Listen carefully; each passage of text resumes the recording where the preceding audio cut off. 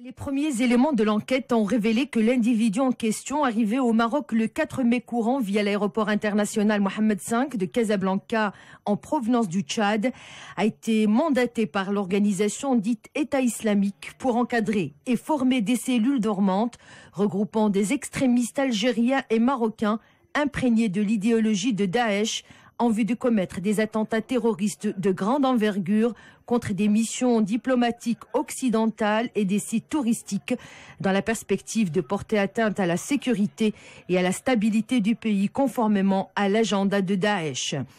Dans le cadre de ce plan terroriste, ajoute le communiqué du ministère de l'Intérieur, le ressortissant tchadien a mené plusieurs opérations de repérage de certains sites cibles dans l'objectif de préparer une série d'attentats concomitants afin de déstabiliser les services de sécurité et causer d'énormes dégâts matériels et d'importantes pertes en vies humaines, comme ce fut le cas lors des événements sanglants qu'a connu la ville de Casablanca le 16 mai 2003.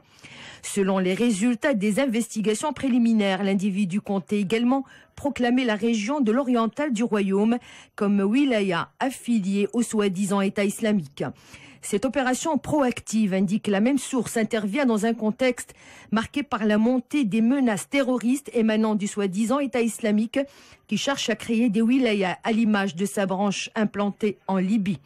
Les efforts soutenus déployés par les services de sécurité marocains pour contrer les objectifs expansionnistes de Daesh et procéder à l'arrestation d'individus imprégnés de l'idéologie sanguinaire de cette organisation terroriste qui projette de commettre des attentats à l'intérieur du territoire national confirment clairement que Daesh est en train de changer de stratégie en dépêchant au Maroc l'un de ses membres issus de pays subsahariens, fait encore observer le ministère de l'Intérieur. Les opérations proactives successives menées par les services de sécurité marocains contre les réseaux terroristes, rappelle la même source, ont permis de mettre en échec plusieurs projets d'attentats terroristes ciblés, aussi bien à l'intérieur du pays qu'à l'étranger, ainsi que la saisie d'un important arsenal d'armes, de munitions et de produits utilisés dans la confection d'explosifs,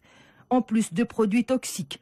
Le suspect sera déféré devant la justice dès la fin de l'enquête menée sous la supervision du parquet général.